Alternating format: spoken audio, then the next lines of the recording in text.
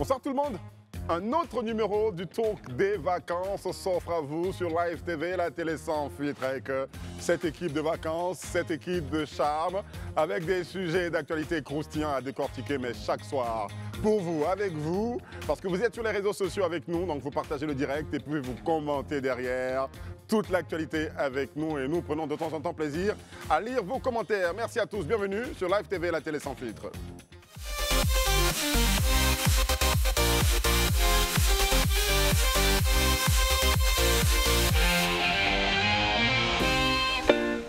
La vie est belle quand on regarde Live TV, la télé sans filtre, quand on passe ses vacances avec Live TV, la télé sans filtre et surtout quand on regarde le Talk des vacances avec autour de cette table Rayana Si. Bonsoir. Et son décalément. Eric Landry. Comment ça va? Ça va bien et toi? Ça va très bien, merci. Un peu d'immaturité de temps en temps, ça ne tue personne. Ça fait beaucoup de café. Qui en a l'habitude, c'est bien Gandhi.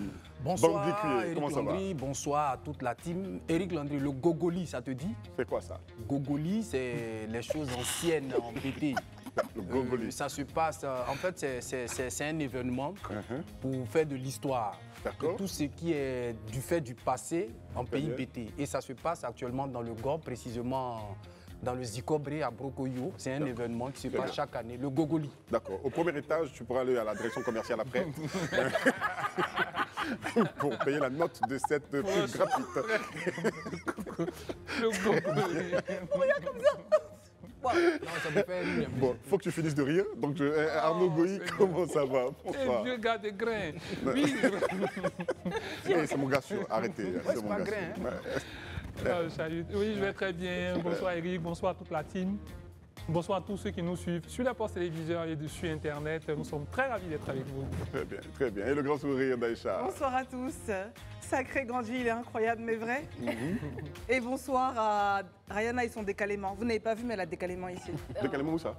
Tout avant quand la musique jouait là, le générique. Elle avait fait décalément? Regardez en replay. Non, je pensais qu'elle avait une gêne au niveau des aisselles. Arnaud aussi, ouais. Non, pour Rayana, c'est un décalement de Gogoli.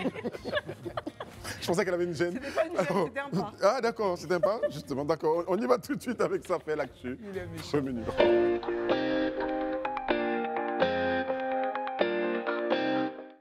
Et dans sa fin l'actu, nous allons regarder un magnéto. Hier, le PPACI a tenu donc un point de presse pour faire le point de l'appel de Beaunois, du président justement de ce parti, le président Laurent Gbagbo. On va regarder cette vidéo et revenir sur ce plateau. Nous avons donc travaillé dans la discrétion et ainsi, du 20 juillet 2024 à ce jour, nous avons pu rencontrer, notez bien, 16 présidents des partis politiques, 4 représentants des partis politiques, un leader d'opinion, une plateforme qui comprend 8 partis politiques, soit un total de 28 partis politiques que nous avons rencontrés. Presque tous les responsables rencontrés ont accueilli favorablement cet appel. Ils ont donné leur accord de principe ou leur accord total. Ils ont tous exprimé leur impatience pour la formation ou la formalisation du rassemblement. Dans quelques jours, je rencontre le président de COGEP. Je ne l'ai pas rencontré plus tôt parce qu'il n'était pas en Côte d'Ivoire. Il vient d'arriver, on a pris rendez-vous, je vais le rencontrer. Nous l'avons accueilli avec beaucoup de plaisir parce que vous voyez, un appel ainsi lancé qui est soutenu par les Ivoiriens, que d'aucuns pourraient dire qu'il ne peut pas répondre à cet appel et qu'il répond depuis son exil. J'avoue que ça nous fait chaud au cœur. Ça veut dire que les Ivoiriens ont quelque chose en commun et ils veulent que ce pays se retrouve, se rassemble. C'est ça, la réponse de Diom Soro, c'est cela que ça m'inspire. C'était donc Danon Djedje, donc désigné par le président Laurent Gbagbo donc, pour tenir ce point de presse et puis nous en faire le compte rendu. Alors, que sait-on de ce point de presse, Gandhi? Bon, Eric Landry, ce qu'on sait de ce point, c'est que déjà après l'appel de Beaunois, ce qu'on peut appeler l'appel de Beaunois du président du PPACI, Laurent Gbagbo, il fallait faire un bilan. Et à ce niveau-là, le président exécutif du PPACI, Danon Djedje, le professeur Danon Djedje, a tenu à faire un bilan à mi-parcours.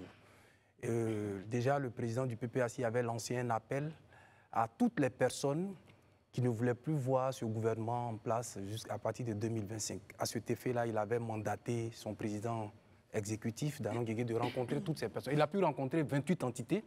Au niveau de ces 28 entités, il a croisé 16 présidents de partis politiques, 4 responsables de mouvements de partis politiques, d'une plateforme et un leader d'opinion qui est Anaki Kobena. Il faut dire que déjà parmi les personnes qu'il a rencontrées, il y a les anciens lieutenants de Laurent Gbagbo, dont le président Afin Guestan, le président du Front populaire ivoirien, la présidente du MGC et Charles Blé Goudé à l'avenir qu'il va rencontrer.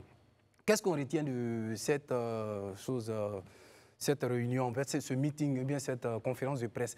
On retient qu'à travers toutes les personnes qui ont été rencontrées, c'est-à-dire que personne morale, c'est-à-dire les partis politiques, tout le monde est partant pour l'appel, pour qu'il y ait un principe, pour qu'ils se mettent ensemble en union. C'est le principe.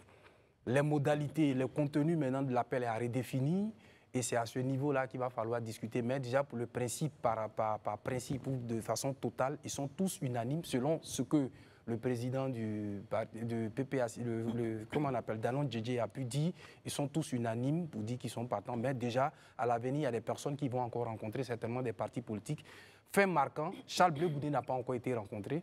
Il dit qu'il le rencontrait à l'avenir parce qu'il n'était pas là, il était en France. Il est rentré au pays depuis longtemps, depuis quelques jours. Il est disposé à tenir cette rencontre, à faire cette rencontre? Oui, je pense que pour le principe de la rencontre, je crois que Charles Blé Goudé n'y est pas opposé. Maintenant, en fait, les discussions, ça va dépendre des discussions. Mais déjà, il faut dire que l'appel de, ce qu'on peut appeler l'appel de Bonois a été favorable à toutes les personnes qui ont été rencontrées. Si on s'en tient au discours du président exécutif du PPAC, Danon Djedje, lors de sa conférence qui a été faite hier pour faire le bilan à mi-parcours, en fait. Voilà. Très bien. Quelle est l'analyse de Rayana Hassim?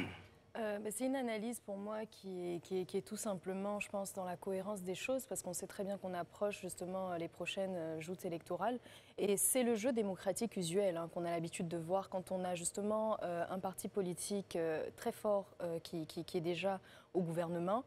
Quand on fait face à ce parti politique plusieurs fois et qu'on se rend compte justement du fait que c'est un parti politique qui a un certain ancrage et qui finalement est très très fort, on a souvent justement plusieurs mouvements de l'opposition qui se mettent en alliance et en union pour pouvoir faire front déjà dès le premier tour à ce parti politique. Donc je pense que c'est ce qui est en train de se dessiner. Je pense que le PPACI à lui seul a bien compris que c'était encore un parti assez jeune, bien que le président Laurent Gbagbo avait vraiment un historique, mais cela ne suffit pas.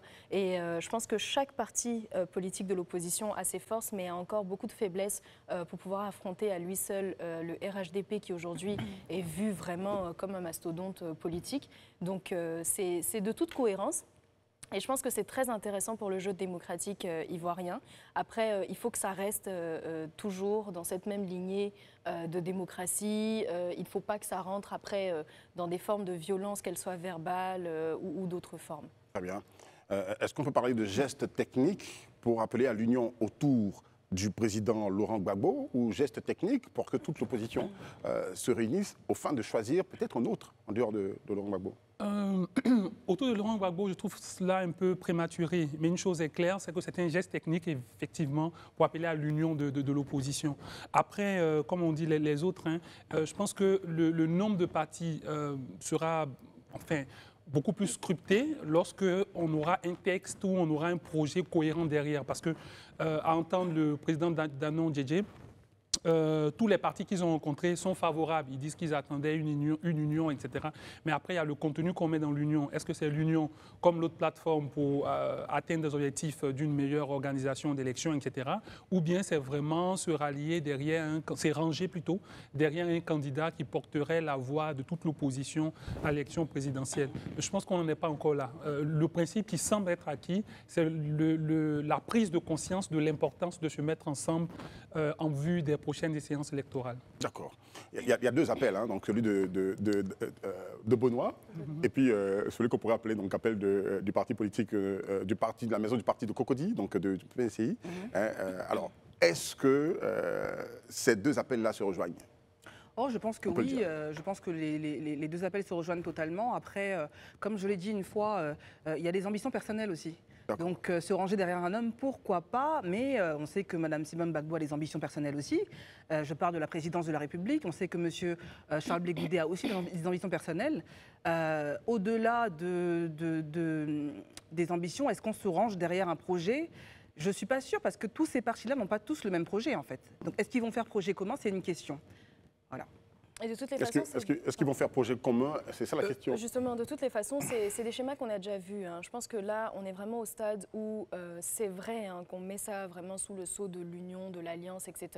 Mais dans le fond des choses, c'est pas du tout dans la volonté de faire alliance ou de se ranger derrière un candidat. Quand on prend le PDCI, on sait très bien que le PDCI n'a pas justement vocation à aller supporter, par exemple, le président Laurent Gbagbo et vice-versa. Donc on sait très bien que là, c'est déjà pour trouver une forme, pour créer une certaine force vive d'opposition face déjà au RHDP, mais il faut s'attendre justement à ce que dans quelques mois, il y ait une forme de dissolution, des petites divisions et que vraiment chaque camp se définisse clairement en fait. Donc on pourrait, pourquoi pas, se retrouver avec plusieurs camps de l'opposition qui se définissent leurs forces. Et moi, je pense que le PDCI est un parti qui a déjà assez de force et que finalement, on aura un peu ce petit jeu-là entre le PPACI et le PDCI qui voudront chacun avoir justement des forces de l'opposition avec eux. Aucune union n'est possible entre les deux. En fait, aucune union n'est possible, ce serait répondre de façon prématurée. Mais ce que je peux dire, eu égard à ce qu'on a vu en Côte d'Ivoire, par le passé, on a vu le PDCI et puis l'ex-RDR, qui est devenu aujourd'hui RHDP, former en fait un grand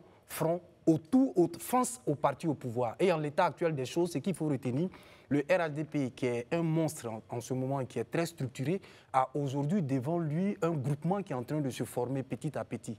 La politique étant une dynamique, c'est vrai qu'on peut déjà minimiser avec les antécédents qu'il y a eu déjà au niveau des partis de l'opposition, mais je pense qu'avec le temps, nous sommes appelés à avoir deux grands mouvements politiques. D'un côté, le parti au pouvoir et en face, une opposition structurée. On va y arriver, on ne va pas y arriver, ça va dépendre du temps. Mais je pense que tout le monde aujourd'hui est d'accord pour s'unir. S'unir sur quoi? C'est ça la question. Déjà, on s'unit parce qu'on veut refonder peut-être le système électoral. On s'unit pour avoir un leader commun. Ça, c'est des questions qui vont se débattre avec le temps. Mais je ne crois pas, en l'état actuel des choses, qu'un grand parti comme le PDCI, avec ce qu'il a connu un nouveau président, un parti comme le PPACI, qui a la reconquête autrement du pouvoir, d'autres partis comme le Front populaire ivoirien, qui veut aussi s'affirmer, je parle aussi du GPS. Le PPACI qui a la conquête du pouvoir, il n'a jamais été au pouvoir. Oui, bon, en fait, d'une manière, parce que c'est des anciens acteurs du pouvoir, c'est pourquoi j'ai dit d'une autre manière, avec le GPS, tout ça, l'un mis dans l'autre, une union, ça fait toujours bon, mais et en face, il y a un grand parti, le RHDP, les lendemains sont promoteurs en Côte d'Ivoire, mais souhaitons tout simplement que tout se passe dans la paix. Voilà, c'est tout. Qu'on respecte le jeu politique, que ça se limite au jeu politique. C'est tout. Très bien. Voilà, pour le bonheur des populations. C'est clair. Oui, et puis après, comme les autres l'ont un tout petit peu dit, l'opposition n'est pas uniforme. Hein. Dans l'opposition, on a des partis qui sont au Parlement, on a des partis qui n'y sont pas, on a des partis qui sont vraiment de micro-partis, on a des partis qui sont plus importants, etc. Donc, déjà même la taille du parti va déterminer l'ambition de pouvoir compétir. Parce qu'un parti qui est plus grand, très clairement, aura l'ambition d'aller beaucoup plus loin.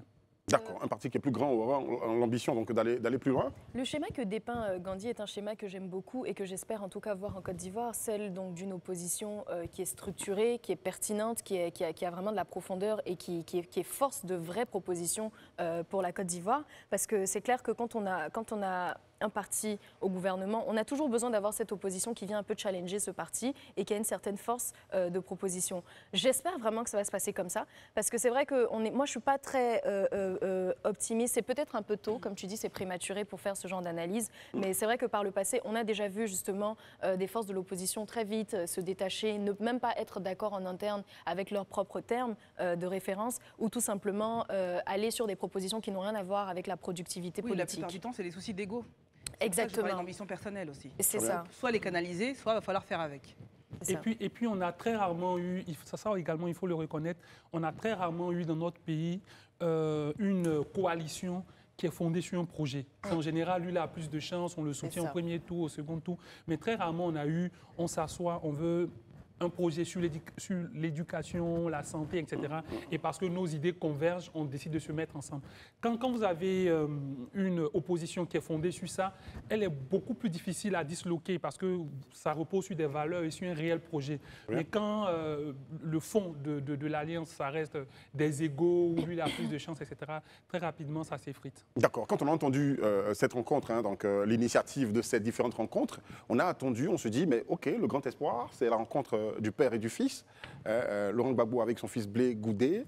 Bon, mais malheureusement, cette rencontre n'a pas encore eu lieu, Blé Goudé étant absent. Maintenant qu'il est de retour, qu'est-ce qui va donner selon vous, que va donner selon vous donc, cette rencontre? Oui, mais déjà, ce qu'il faut dire, c'est que ce n'est pas la personne de Gbagbo Laurent qui rencontre Blé Goudé. C'est le lieutenant de choses, comme on appelle, de l'ex-président Gbagbo Laurent qui rencontre Charles Blé Goudé. Qui porte le parti. Oui, justement. Non, ce que je veux dire, en fait, pour revenir à ce que vous dites, ils vont finir par se rencontrer. C'est impératif, c'est un processus irréversible, ça s'impose parce qu'ils vont pouvoir se parler. Aujourd'hui, là où on parle d'union. Mais ce qui est intéressant dans cette histoire, c'est qu'aujourd'hui, à travers l'appel de Benoît et déjà à travers les premières choses, comme on appelle les premiers pas, Laurent Gbagbo va vers ses anciens lieutenants, en fait.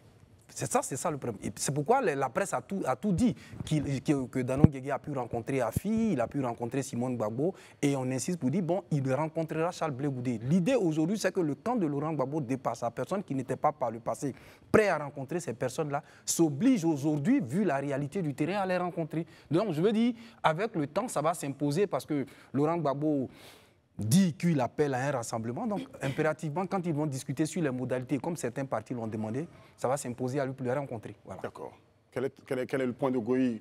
Certainement une réponse par rapport donc, à la sortie de... Oui, non, moi je pense que c'est impératif, hein, ils se rencontreront. Et puis, enfin, parce que c'est quand même dommage que des personnes qui ont été des compagnons à La Haye, qui ont traversé des épreuves vraiment fortes, singulières, hein, pour ce qui est de l'histoire de la Côte d'Ivoire, de l'histoire même des hommes politiques, qu'au retour de La Haye, on ait cette division et ce manque même, enfin, cette division au point même où se rencontrer devient un événement.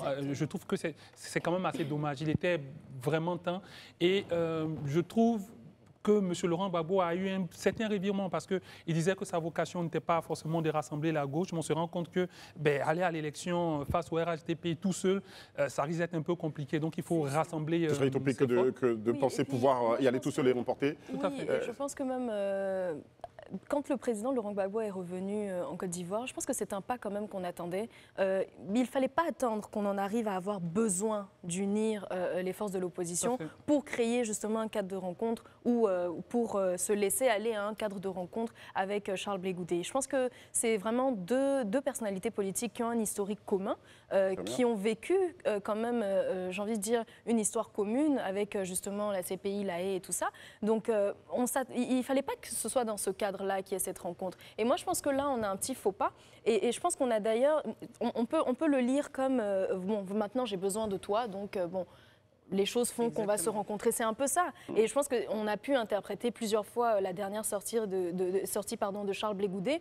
On a pu donner plein d'interprétations, mais je pense que c'est ça le vrai message caché derrière. C'est de dire, aujourd'hui, parce que tu estimes que tu as besoin de moi, ton opinion ou bien ton besoin de me rencontrer change. Moi, c'est un peu comme ça que je le lis. Au regard de tout ceci, est-ce que vous pensez que Charles Blé Goudé sera ouvert à cette union? Mais Charles Blé Goudé n'a jamais été fermé véritablement. Il le dit lui-même et dans toutes ses interventions, dans toutes ses sorties, il le dit clairement. Laurent Gbagbo demeure son père. Il dit même qu'il n'a pas de problème avec lui. Il accuse plutôt en fait ceux qui sont en fait entre eux. Mais je pense que pour Charles, il n'y a pas de problème. Dans tous les cas, comme on l'a dit, et ce qui bloque un peu aujourd'hui ce rassemblement, même cet appel, c'est vu déjà ce qui s'est passé, ce qui a eu à sortir de la part de Gbagbo Laurent par le passé. Alors les gens s'interrogent.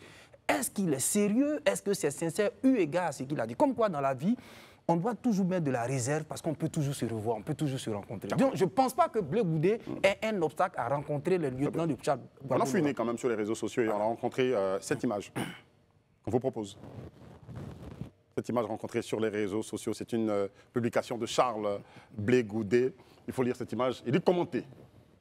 C'est un proverbe. Quand l'eau du puits est presque finie, elle change de couleur. Ouvrons bien nos yeux à vos commentaires. Les 4 heures. Est-ce que ça a un lien avec l'appel de Benoît? Ben, en fait, même si ça n'avait pas de lien aujourd'hui, Charles Blé Goudé, parce qu'il fait une sortie compte tenu du contexte dans lequel nous vivons, donc on va toujours forcément coller cette phrase-là à la réalité politique. Mais je pense que les avis iront de tous les gens. Bon, Charles, comme on le connaît, il a décidé de se mettre, de parler aussi par des proverbes.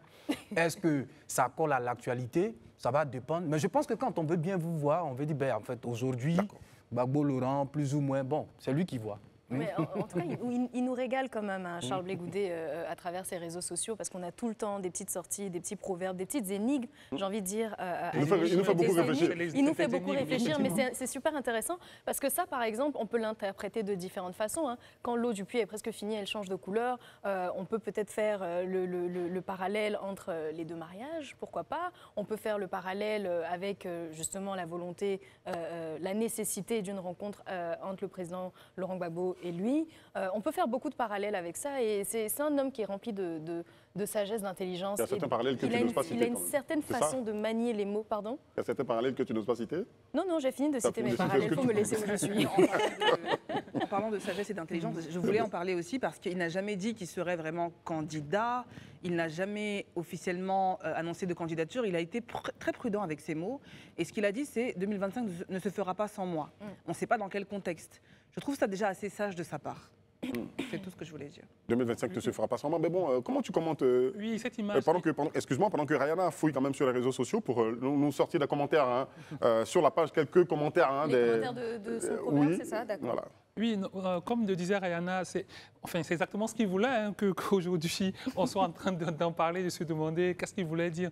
Mais une chose est claire, c'est que ça colle à l'actualité, parce que s'il a fait sortir ça maintenant, forcément on va le lier à l'actualité. Il doit revenir de voyage, je crois qu'il est rentré maintenant, il me semble.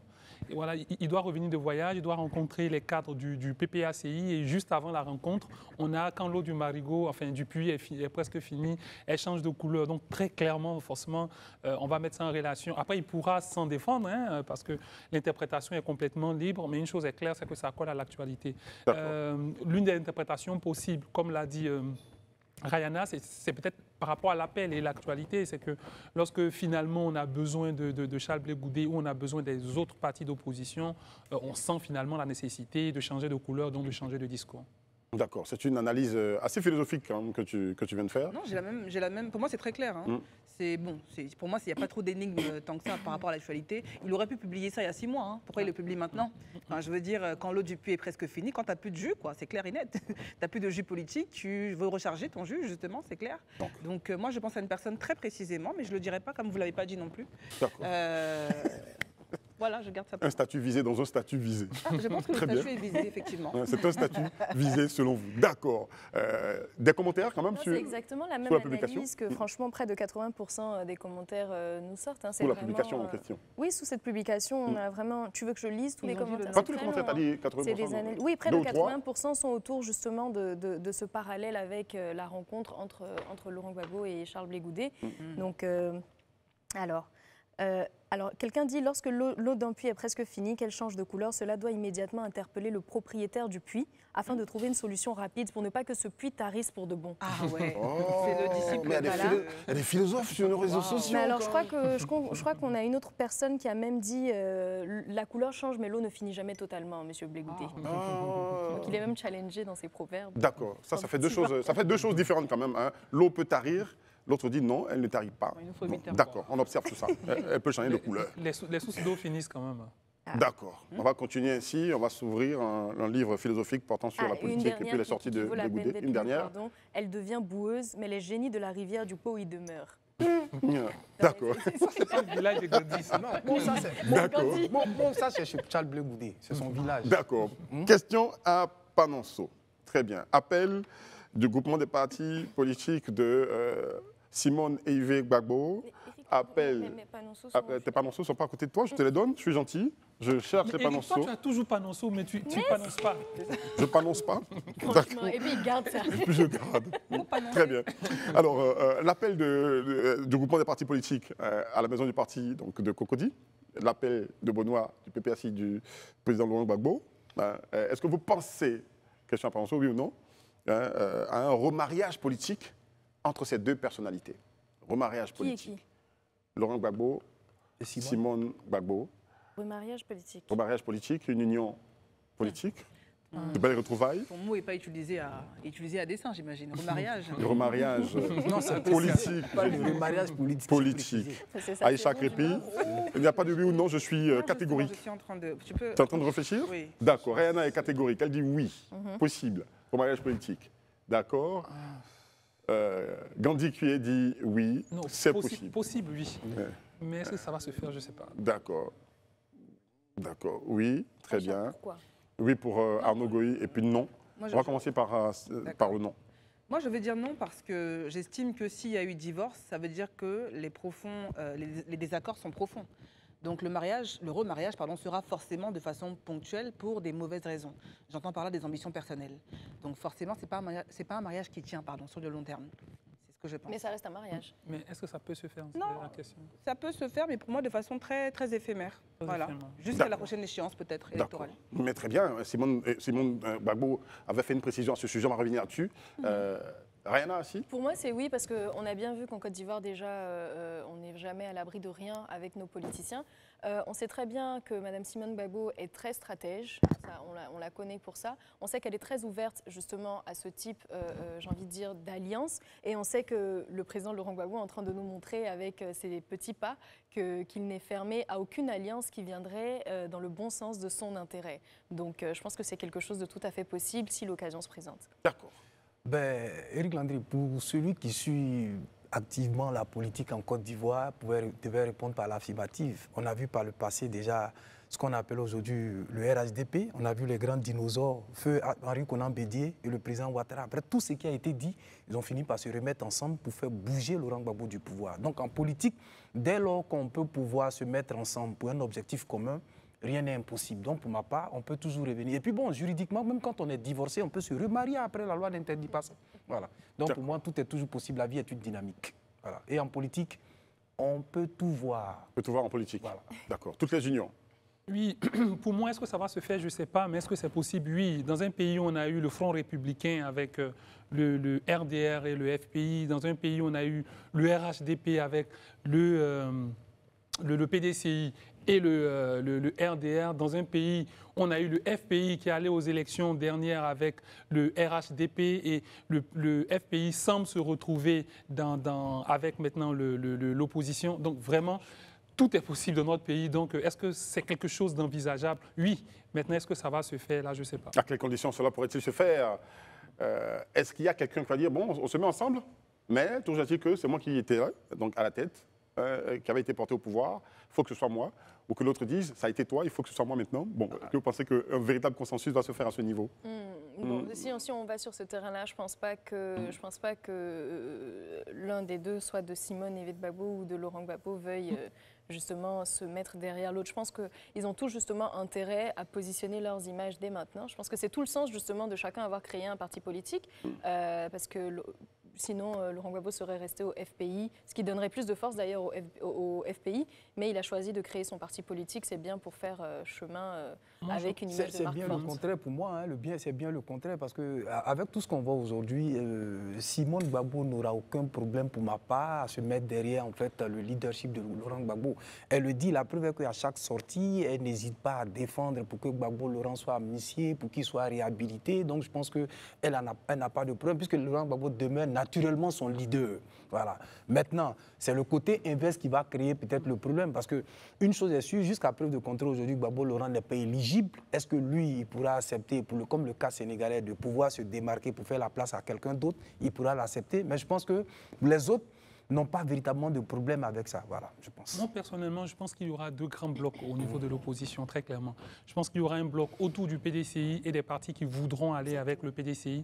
Parce que, comme je disais, je ne pense pas que les partis qui n'ont pas de représentants au Parlement, qui n'ont pas suffisamment de militants, de sympathisants, parce que ce qu'il ne faut pas oublier, une élection en Côte d'Ivoire, c'est quand même quelques milliards en termes pour la campagne. C'est le parrainage citoyen. Donc, il faut réunir 1% de l'électorat dans la moitié des régions et dans les districts, ça demande une équipe, bref, ça demande beaucoup de choses. Donc, je ne pense pas que tous les partis ont la possibilité aujourd'hui d'aller aux élections. Je pense qu'il y aura deux grands blocs, un autour du PDCI et des partis qui voudront l'accompagner, un autre autour du PPACI, si finalement ils arrivent à avoir un candidat pour l'élection. Et le mieux qu'on peut espérer, c'est que s'ils ont beaucoup de chance et qu'on va à un second tour, l'opposition pourrait se réunir derrière un candidat pour le second tour. Mais au premier tour, je vois très clairement deux blocs autour du PDCI et du PPACI. Il y a plusieurs signaux quand même qui s'offrent à nous. Hein. Quand je dis plusieurs signaux, Simone Gbagbo qui fait l'appel à la maison du PDCI à Cocody, mais qui est ouverte donc, à un remariage politique avec Laurent Gbagbo. Peut-être remariage pour soutenir le candidat du PDCI, il y a plusieurs choses qui sont à analyser. Hein. C'est comme au football, hein, quand les éléphants ont perdu 4-0, on a commencé à faire les calculs. Si on gagne celui-là, que le Maroc gagne l'autre, machin. Donc, tout est possible en politique. Poursuivons cette émission avec un autre sujet, avec votre permission, très chers messieurs, très chères dames. C'est la vidéo du jour.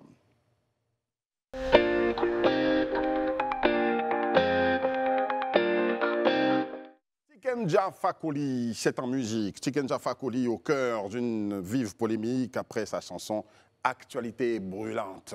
Superbe chanson, selon vous, des paroles qui sont censées, qui sont des, comment je veux dire, des statuts, qui sont des statuts visés. Qui a les paroles de la chanson? Voilà, est-ce que la régie peut nous mettre la chanson déjà? Voilà, donc très bien. Il s'agit d'une chanson que Tiken, enfin, il est en featuring avec Amendia Cissé du Togo. Et dans cette chanson, qui est intitulée Actualité brûlante, en fait, il s'attaque à tous les problèmes que connaît l'Afrique actuellement, en fait, certains pays africains. Donc, il a parlé de la Côte d'Ivoire, il a dit de faire attention au 4e mandat et à la revanche, parce qu'on entend souvent le match retour, donc il est revenu sur ça. Il ne faut pas qu'il y ait de match retour. Il a parlé de l'AES, il dit que la révolution, en termes de parole, que la révolution est en train de bouffer la liberté d'expression, parce que quand tu parles, soit on t'envoie au front ou on t'envoie en prison.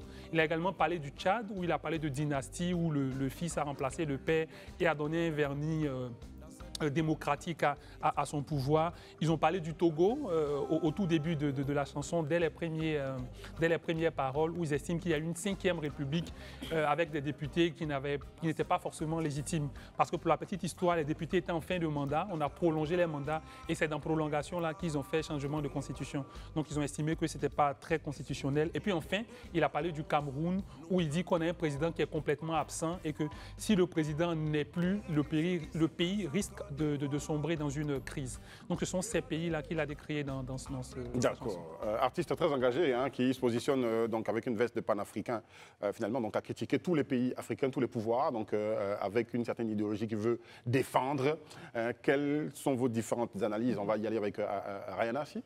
Mon avis sur la question, c'est tout simplement que des artistes engagés, on en a vu depuis très longtemps. Ce n'est pas la première fois qu'on en a sous nos tropiques. Tant que ça reste quand même dans une forme de respect et que ça ne va pas dans un insulte, je ne vois pas pourquoi. Et je pense que c'est d'ailleurs le rôle même de certains artistes d'être des observateurs de la société, de la scène économique, de la scène politique, et de pouvoir se prononcer, de se faire parfois les porte-voix des sans-voix ou des voix silencieuses. Et je pense que c'est ce qu'il fait. Et c'est tout à fait dans son registre. Hein. Je pense que Tiken Fakoly, il s'est positionné sur ce créneau-là depuis très très longtemps. Ce qu'il dit, est-ce que c'est faux? C'est pas forcément faux. Quand on analyse en tout cas ce qui se passe en Afrique en ce moment, je pense qu'il prend parti non pas politiquement, mais il se fait la voix tout simplement des populations et de certains cris de cœur qui sont souvent entendus. Et puis c'est un artiste engagé qui s'est positionné comme ça depuis très longtemps. Tous les avis ne sont pas de son côté, hein, donc sur les réseaux sociaux, le méta et partout. Donc cette chanson provoque de vives polémiques quand même. Sérieusement, Tiken Jah est resté Tiken Jah puisqu'on le connaît en fait comme un artiste qui dénonce, un artiste de la satire. Là où on n'est pas peut-être d'accord avec lui, bon, je pense que si j'avais personnellement, hein, je veux dire que Tiken Jah est resté un peu trop silencieux concernant en fait la Côte d'Ivoire. C'est un des pans de ce qu'on lui reproche, puisque déjà là où la population ivoirienne, qui est son pays, avait plus besoin de lui pour dénoncer certaines tares, pour dénoncer certaines injustices, il est resté muet. Alors que par le passé, il était si bavard. Mais bon, tant mieux. Et quand on parle aujourd'hui de l'AES, aujourd'hui, pour certains, quand même, on pense que l'AES est aujourd'hui l'origine de la révolution, de tout ce qui est changement. Donc, du coup, quand il s'attaque à ces pays-là, comme quoi il n'y a pas de liberté d'expression, ça fait déjà hypothéquer, ça fait jaser. Mais je pense qu'il est resté lui-même. Et à l'avenir, je souhaiterais qu'il puisse encore s'engager plus sur les mots de son pays avant de s'inviter ailleurs.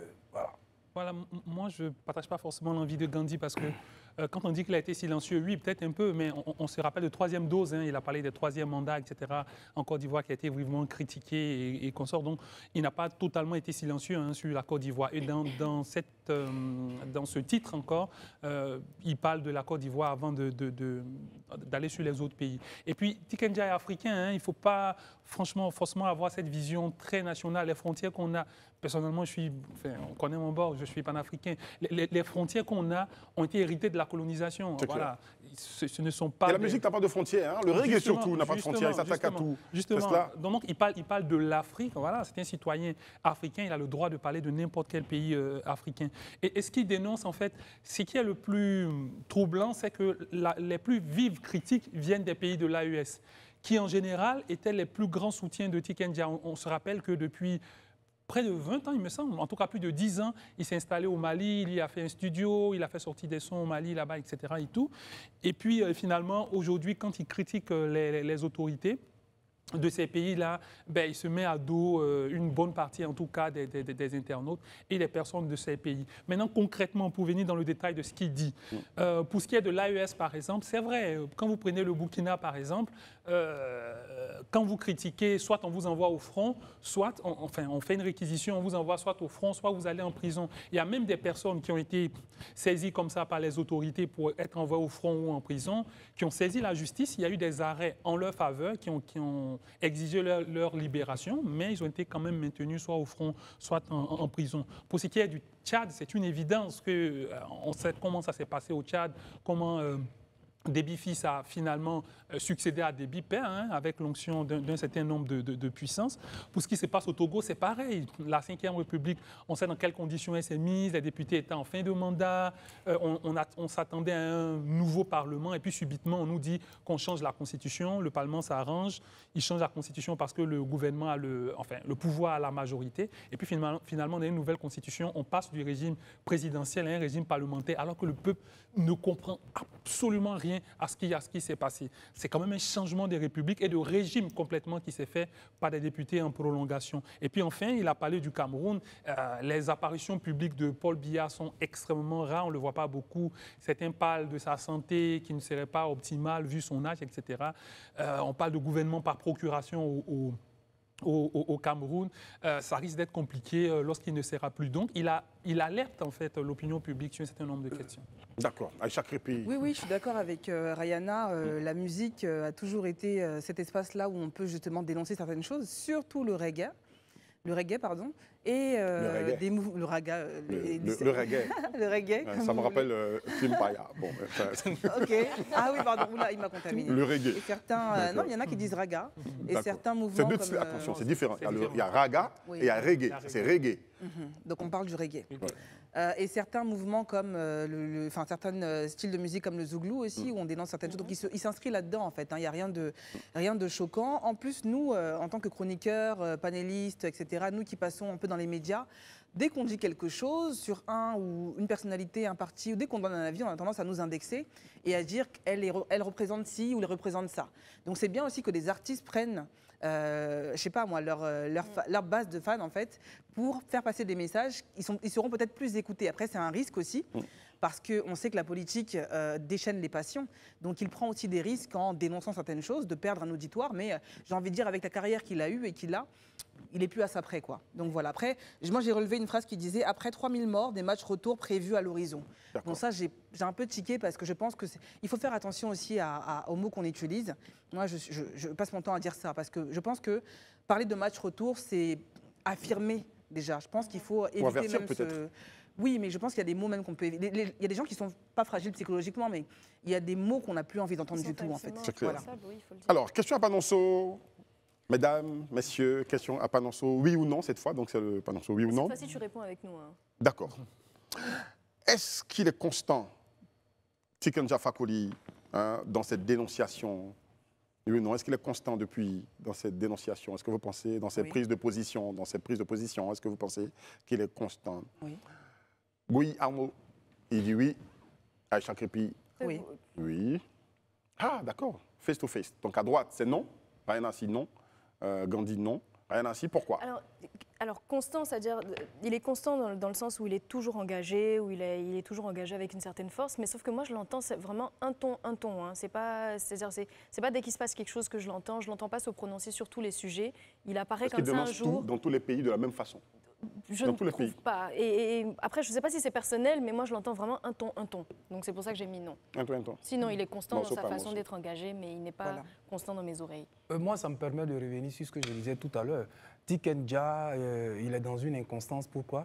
Parce qu'il a eu à se taire en fait, sur certaines choses en fait, où vous pouvez parler. C'est vrai, il est resté un artiste engagé, il a décidé, mais en fait, c'est eu un engagement c'est aléatoire avec lui en fait. Puisque ici, nous l'avons attendu. Moi, je ne suis pas contre son panafricanisme, mais je dis que même quand on veut être panafricain, la charité bien ordonnée commence par soi-même, dans son pays. Et à un moment donné, au niveau de son pays, il s'est beaucoup tué. C'est là que je le condamne. Donc, c'est une inconstance pour moi.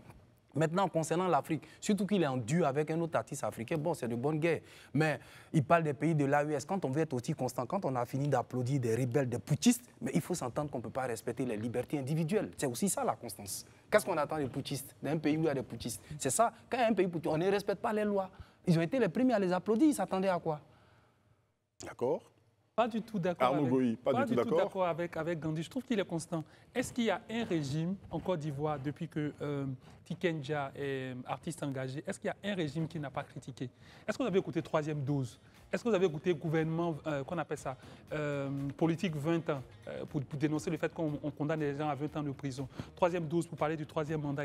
Il a critiqué tous les régimes. Donc on ne pourra pas dire, maintenant, après la fréquence, elle va forcément changer. En même temps, il n'a pas sorti 60 albums sous Gbagbo et trucs. Non, il a sorti 1-2 albums, c'est tout. C'est pareil sous le régime actuel. Aïcha. Oui, alors moi, comme je disais, tant qu'on n'a pas fini une carrière, surtout musicale, on ne donne pas complètement son avis. Ce n'est pas le seul à avoir fait ça. Il est d'abord artiste avant d'être panafricain ou politique ou ce que vous voulez. Donc il a d'abord sécurisé peut-être sa carrière, ce qui est normal. Ce n'est pas le seul à le faire. On se rappelle que Tiken Jah, il avait eu donc ses concerts, certains de ses concerts annulés en Côte d'Ivoire, interdits peut-être en Côte d'Ivoire. Il a fait base au Mali.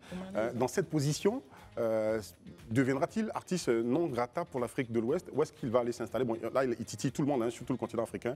Va-t-il aller s'installer en Europe? On ne sait pas. Mais bon, de toute façon, Rihanna écoute ses morceaux, ses chansons, morceau par morceau. C'est ce que tu veux dire, hein? Tu dis, oui, je dis c'est morceau par morceau ça, que tu écoutes. Vous avez déjà Voilà, très bien. Voilà. On se retrouve juste derrière. L'équipe qui a toujours de bonne humeur est de retour sur les antennes de Live TV, la télé sans filtre, dans ce talk des vacances. Merci de rester avec nous et de continuer donc à partager le direct et à nous lâcher des commentaires. On aime votre participation, bien sûr, à la réussite des vacances, de nos vacances et de cette émission sur Live TV, la télé sans filtre. Nous ne sommes plus seuls sur ce plateau. Nous a rejoint donc un invité, le deuxième. Non, l'invité du soir, c'est cela, Béranger Bohou, qui est avec nous, qui est coordinateur national de l'ONG Ta Voix Compte, avec qui nous allons échanger dans un instant. Allons-y tout de suite avec l'invité du soir. D'accord. Avant de parler avec l'invité, on va faire une question à Panonceau qui l'intéresse à un plus haut point. Donc vous allez tous y répondre donc, à cette question, oui ou non, hein, c'est cela. Lui aussi, il a un Béranger Bohou, il a un Panonceau. Bonsoir déjà, comment ça va? Bonsoir, Eric. Elle se porte bien, votre... Oui, elle se porte très bien. Super. Merci. D'accord. On va en parler dans un instant, après avoir répondu donc, à cette question Panonceau. Alors, selon vous, est-ce que les réseaux sociaux favorisent la promotion des valeurs civiques et démocratiques pour le cas de la Côte d'Ivoire? Donc on va dire oui ou non. Oui ou non. Est-ce que, selon vous, les réseaux sociaux favorisent la promotion des valeurs civiques et démocratiques en Côte d'Ivoire? D'accord. Aïcha Crépi, non. Arnaud Goï, gardez vos Panonceaux, s'il vous plaît, non. Rihanna Si, non.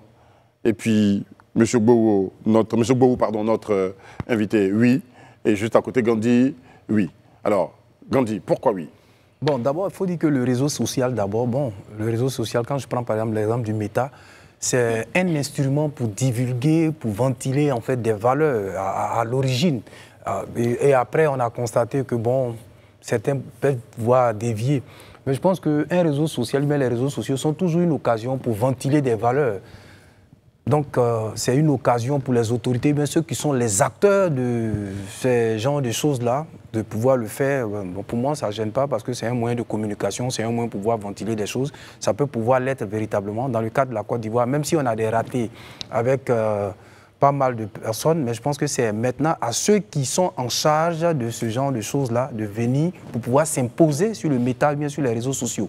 Donc pour moi, les réseaux sociaux apparaissent véritablement comme un instrument de communication qui peut faire la propagande, la promotion des valeurs. On n'a pas dit est-ce que ça pourrait faire. On demande est-ce que ça favorise la promotion de ces valeurs. La question est directe et précise. Oui, mais... Je répète, est-ce que selon vous, les réseaux sociaux favorisent la promotion des valeurs civiques et démocratiques pour le cas de la Côte d'Ivoire? Pour le cas de la Côte d'Ivoire, je dirais oui, hein, comme j'ai répondu par l'affirmative. Hein. Oui, parce que je dis qu'un réseau social, comme je le disais tout à l'heure, c'est un moyen de communication et avec ce que je vois par moment, les avis sont certes partagés, mais c'est aux acteurs de pouvoir venir sur les réseaux pour ventiler en fait ce qui est bon en fait pour nous. Voilà. Très bien. On va revenir, on va finir avec l'invité, ok? Raina, si, non.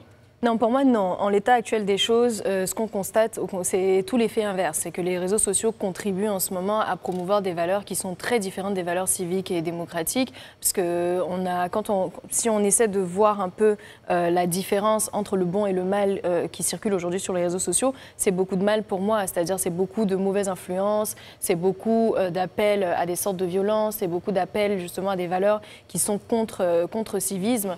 Donc pour moi, en l'état actuel des choses, non. Est-ce que c'est un bon canal qui pourrait servir? Oui. D'accord. C'est un bon canal qui pourrait servir? Oui. Oui, je pense exactement comme Rihanna, parce que quand on regarde, est-ce qu'aujourd'hui, lorsque je vais sur Facebook, Instagram, TikTok, etc., est-ce que j'en apprends plus sur le civisme en Côte d'Ivoire, par exemple? Non, ce n'est pas le cas. Quand je regarde l'essentiel de ce qu'on appelle les investisseurs, enfin, les influenceurs plutôt, qui se font des milliers d'abonnés, des millions de personnes qui suivent leur compte, etc., combien d'influenceurs font la promotion des valeurs civiques? Très peu. Et ceux qui font la promotion des valeurs civiques sont très peu audibles. Donc, pour moi, à l'état actuel des choses, je ne pense pas que les réseaux sociaux en Côte d'Ivoire, en tout cas, favorisent les valeurs civiques. Maintenant, comme elle a dit, est-ce qu'on pourrait faire mieux? Oui, très clairement. D'accord. Valeurs civiques, valeurs démocratiques, il faut peut-être pouvoir faire la séparation entre les deux. Justement, oui. Voilà. Tu as posé deux questions qui ne sont pas... Enfin, il y a quand même une différence entre les deux. Moi, je t'ai dit plutôt non, mais effectivement, ça dépend. Si on parle des valeurs civiques, bon, ça, et Gandhi a parlé du fait que les réseaux sont là pour distiller aussi des valeurs. Pas du tout. Les réseaux sociaux sont là pour rapprocher de façon sociale des gens. Donc, ils n'ont pas à propager de valeurs à la base. Voilà. Donc si on parle des panels où on dit tapoter, bon effectivement là il n'y a pas grand-chose à faire. Mais moi par exemple, je suis des chaînes YouTube où j'apprends, on a des panels de discussion, des lives où on apprend des choses, des masterclass les week-ends ou les soirs, où on apprend des choses par rapport à la démocratie, que ce soit en Afrique ou ailleurs, en Côte d'Ivoire aussi. Donc il y a des gens qui prennent le temps d'instruire et qui s'instruisent. Évidemment, on n'est pas nombreux, mais encore une fois, la consommation, ce qu'on consomme, ce qu'on regarde, c'est un choix en fait. Donc il faut aller vers ce genre de choses-là. Et puis après, peut-être que le fait d'être... Peut-être que quand on aura moins de chômage dans notre pays, en tout cas en Côte d'Ivoire, ça permettra aussi aux gens d'arrêter de chercher des moyens faciles de gagner leur vie. Et donc la médiocrité en fait sur les réseaux. Voilà. Très bien, d'accord. Monsieur Bou. Oui. Oui, j'ai dit oui parce que pour moi, les réseaux sociaux, ça dépend du contexte, ça dépend de ce qu'on cherche, ça dépend de ce qu'on veut. Parce que déjà, ça dépend de votre centre d'intérêt. Quand tu as un centre d'intérêt où ton algorithme met toujours des choses que tu cherches, de la musique, de l'amusement, certainement, c'est ce que tu vas avoir. Moi, par exemple, j'ai beaucoup appris sur les valeurs civiques en Côte d'Ivoire grâce aux réseaux sociaux. J'ai beaucoup appris, même j'ai rencontré des personnes grâce aux réseaux sociaux. Et tout ça, donc pour moi, je réponds oui, que les réseaux sociaux favorisent. Parce que même s'il y a beaucoup à faire, voilà, le niveau quand même, parce que là, ceux qui sont les modèles de jeunesse aujourd'hui ne montrent pas l'exemple, mais je pense que oui, il y a beaucoup à faire, beaucoup se font actuellement. Et moi, je suis un exemple palpable. Vous êtes un exemple palpable, mais vous dites les jeunes engagés pour la promotion des valeurs civiques et démocratiques en Côte d'Ivoire. C'est le leitmotiv donc, de votre ONG, votre organisation. Parlez-nous donc de votre ONG déjà pour commencer. Déjà pour donner je dirais une présentation plus claire pour que celui qui se trouve à Taobli ou à Zouan puisse me comprendre mieux, je dirais que Tavoa Compte est une organisation de la société civile qui veut promouvoir des valeurs républicaine, parce que être un citoyen responsable, et cela passe par la promotion des valeurs du civisme, de la démocratie, de la solidarité, de la civilité et toutes ces choses. Donc, pour moi, je pense que Tavoa Compte est le guichet unique du civisme en Côte d'Ivoire. On veut se donner, on veut être le guichet unique. Donc, on se donne les moyens de former, d'outiller les jeunes de 15 à 35 ans à ce que ces jeunes soient des citoyens responsables. D'accord. Monsieur Bou, vous dites que vous êtes un produit donc, de la promotion que les réseaux sociaux ont pu faire justement du civisme et tout ça. Mais dans ce cas, quel était le constat qui avait été fait pour en arriver justement à mettre en place une organisation qui prône justement ces valeurs-là, qui cherche à éduquer et sensibiliser sur ces valeurs-là? C'est qu'il y avait un constat négatif quand même. Oui, évidemment. On ne peut pas le nier, il y a un constat négatif. Ce constat est parti du fait que quand on marche tous les jours dans la rue, on voit des jeunes qui ne s'intéressent pas, bon, qui ont des comportements contraires au civisme. Par exemple, vous voyez des gens qui jettent des ordures dans le caniveau, vous voyez des personnes qui sortent de chez elles, elles ne coupent pas la lumière, n'éteignent rien, alors que toutes ces choses ne contribuent pas à être des bons citoyens. Donc, il y a un constat, et ce constat, il est alarmant, parce qu'au niveau des jeunes, vous savez, sans ignorer que la Côte d'Ivoire compte 3/4 de sa population de moins de 35 ans. Donc, c'est cette jeunesse-là qu'il faut sensibiliser, éduquer, pour pouvoir leur permettre d'être des maillons importants pour l'avancement de notre pays. D'accord. Et quelle stratégie vous utilisez? Les stratégies sont multiples. Hein. Déjà, on a ce 24 août, on a un panel où on va inviter tous les leaders de jeunesse à participer, à être formés, à nous parler entre nous. Parce que quand on se parle entre nous et qu'on prend comme le thème le processus électoral, facteur clé d'appropriation des valeurs démocratiques. Il y a plusieurs facteurs d'appropriation démocratique, mais le processus électoral est le plus complet. Parce qu'une personne qui vote, c'est cette personne qui a une carte d'identité, qui se lève pour aller s'inscrire sur une liste électorale. Et tout ça, ce sont des devoirs civiques, des devoirs citoyens. Donc quand une personne agit de la sorte, déjà, elle a des valeurs démocratiques complètes. Et donc, à notre avis, ce thème-là, on va se parler, on va inviter des leaders de jeunesse dans les différentes localités. Ils vont venir au Palm Club, on va se parler, on va ensemble se former pour pouvoir être des modèles autour de nous. Auront-ils le droit de s'exprimer sur le processus électoral? S'exprimer, déjà, un jeune qui est mieux outillé, je dis qu'il a une force pour lui-même et pour sa communauté autour de lui. Parce que ce jeune outillé pourra mieux ne pas voter un candidat parce que c'est son frère ou sa sœur. Il vote un candidat parce qu'il lui propose quelque chose. Donc moi, je pense qu'un jeune qui regarde un programme de société et qui se lève lui-même pour aller se faire inscrire sur la liste électorale, qui sait qu'il doit voter et qui sait que vraiment toutes ces étapes qui les suivent, forcément, il ne va pas aller se donner sa voix comme ça parce qu'il faut donner. Donc, et aujourd'hui, le constat aussi est que les jeunes de moins de 35 ans sont souvent étrangers aux politiques. Les processus électoraux, ouais, ils sont étrangers, ils ne connaissent même pas, ils ne savent pas comment ça se passe. Peut-être c'est le jour du vote, ou bien quand il y a les votes s'ouvrent, c'est à ce moment-là qu'ils savent qu'il y a élection, il y a toutes ces choses. Pourtant, c'est un processus qui date depuis longtemps. Donc nous, on se donne pour mission d'outiller ces jeunes, de les former, et en même temps aussi qu'à côté, d'être des citoyens responsables. Et cela passe par notre geste de tous les jours. Parce que nous sommes des ambassadeurs, chaque fois que nous marchons, on doit avoir des comportements, des gestes qui vont à l'endroit de pouvoir promouvoir notre pays et dans le cadre où nous sommes. Voilà. Parce que par exemple, la solidarité, comme je le disais, je vois des gens même dans la rue, quand ils sont au feu, quand l'autre il oublie de démarrer sa voiture, mais on est pressé. Pourtant, avec la pression, on n'est pas voilà, justement, avec la pression sociale, ils pensent ailleurs. Donc, quand on a des gestes de solidarité en nous, de civilité, je pense bien que les choses peuvent aller mieux. D'accord. Donc ça, c'est le code de la route. Hein. En principe, il y a la courtoisie dans le code de la route. Très bien. Je crois que c'est Aristote qui disait « Seul un esprit éduqué peut comprendre une pensée différente de la sienne sans avoir à l'accepter ». Comment vous formez les gens à la contradiction, qui est un principe démocratique très important? Oui, déjà, le processus électoral, comme on l'a dit tout à l'heure, même le processus, les valeurs, l'appropriation des valeurs démocratiques commence déjà depuis le bas âge. C'est pourquoi nous sommes allés jusqu'à 15 ans. Parce que déjà, quand vous avez deux jeunes, dès le lycée, pour les histoires de chefs de classe, deux personnes se mettent devant pour parler de leur projet. Non, votez-moi parce que je vais aller prendre les chiffons vides, je vais envoyer la crève vite, et que l'autre gagne. Et que dès le bas âge déjà, ils acceptent le fait que l'autre a gagné, j'ai perdu. Je pense que c'est pourquoi nous touchons un peu le plus bas. Ouais, un peu. Parce que comme vous l'avez dit tout à l'heure, il y a un adage qui dit que celui qui s'instruit sans agir est semblable à celui qui laboure sans semer. Donc nous, on dit, c'est bien beau d'instruire les grands, mais pourquoi ne pas venir vers plutôt les petits, mais commencer par la base plutôt, excusez. Voilà, donc par la base. Donc c'est en cela que nous sommes venus pour pouvoir instruire nos amis, leur parler, parce qu'on sait que chaque fois qu'on va leur parler, par la grâce de Dieu, tout ira mieux. Et même si 10 jeunes, 2 ou 3, s'ils ont accepté, ils sont appropriés ces valeurs autour d'eux, ils peuvent véhiculer ce message.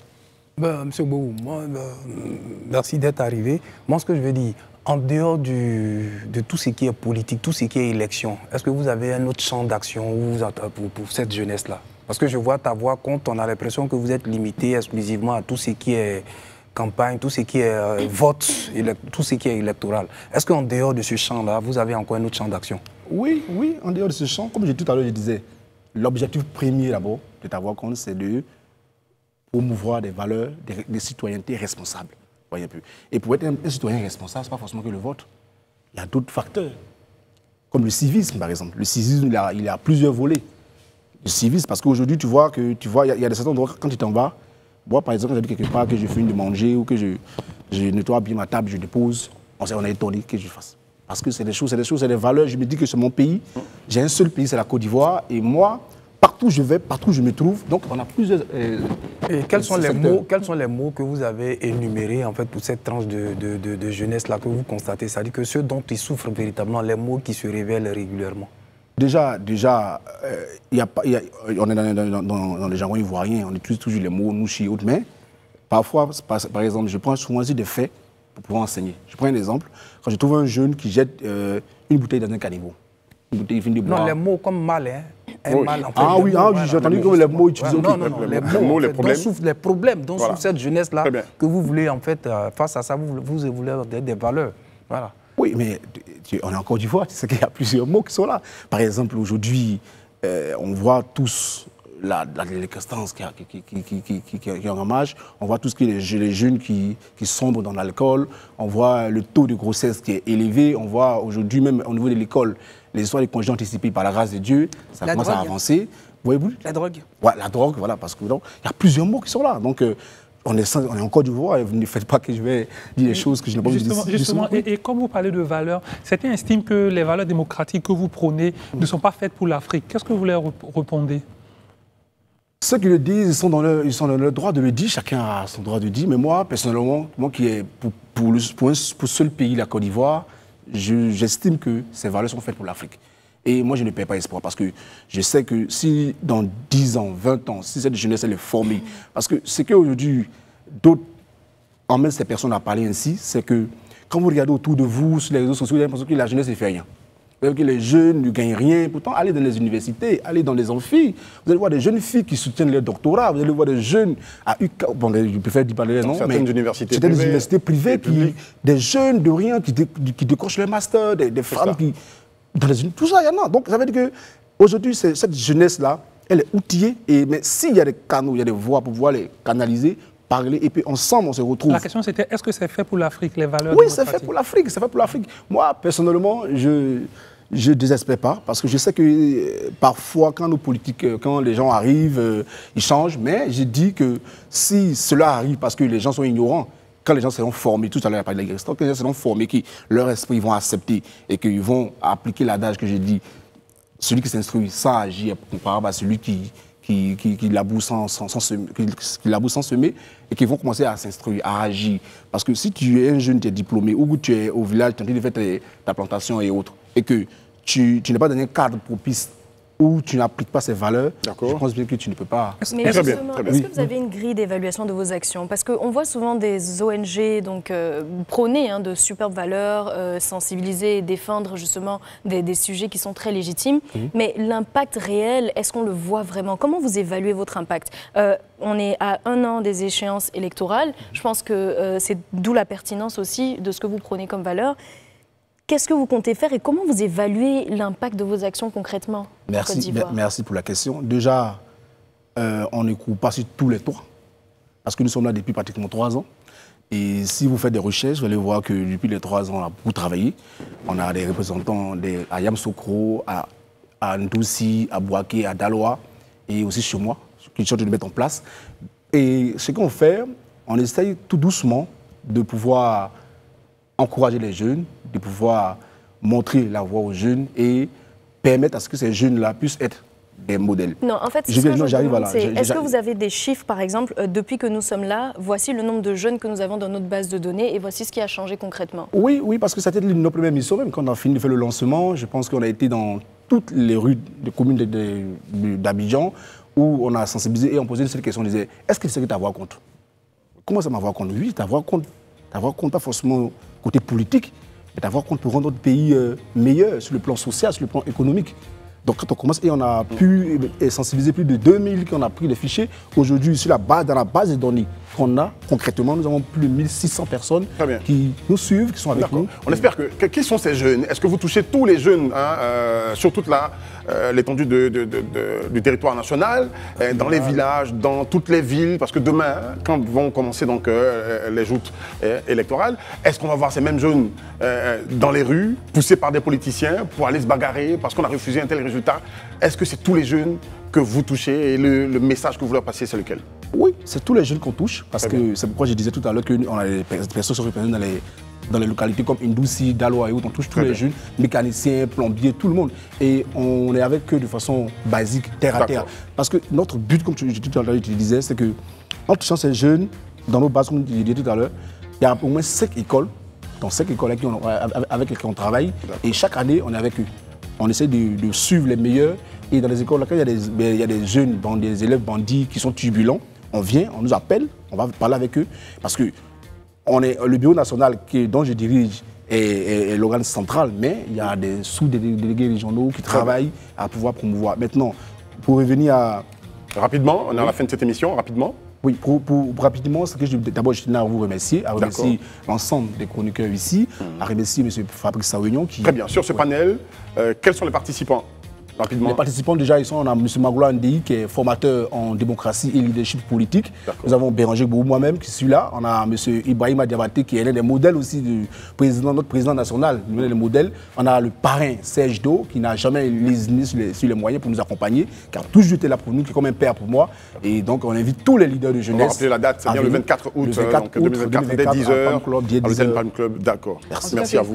Félicitations pour l'action, pour l'initiative. Merci. Donc, un petit appel donc à tous les jeunes avant de partir? Eh bien, j'invite tous les jeunes, chaque jour de leur vie, à adopter des gestes simples qui permettent à notre pays d'aller de l'avant. On n'a pas 2 pays, on n'a qu'un seul pays. Et moi, je ne connais pas 2 autres pays, il n'y a pas la Côte d'Ivoire. Donc j'invite chaque jeune à avoir de la retenue, que ce soit sur les réseaux sociaux, leur rapport envers les gens. Et on les invite tous, ceux qui sont les leaders de jeunesse, le 24 août à Palm Club. La démocratie passe par le respect donc, de la contradiction. On n'est pas toujours d'accord avec l'autre, mais on n'est pas obligé d'en venir au point, ou encore d'en venir à la violence, même verbale. Okay? Le jeune doit contribuer, comme il a dit, donc, à l'évolution parfaite de la démocratie en Côte d'Ivoire, à la paix, à contribuer. On a lancé une campagne il n'y a pas longtemps, il y a quelques années derrière, Abidjan quand c'est propre, c'est beau. On pense qu'on a oublié tout ceci parce que tout le monde jette les papiers dans les rues maintenant. Ça, c'est des actions civiques qu'il faut mener. La propreté autour de nous, donc déjà balayer chez soi, et puis respecter l'autre dans la circulation, ne pas stresser l'autre, pratiquer la courtoisie. Voilà. Merci à vous tous de nous avoir regardé, donc commenté notre émission. Merci M. Boubou d'être venu sur ce plateau. Et puis bon vent pour votre initiative et pour votre ONG. Merci chers amis. On prend plaisir à se retrouver demain jeudi. Excellent jour de férié à vous. On sera encore avec vous demain dès 19h. Shalom. Shalom.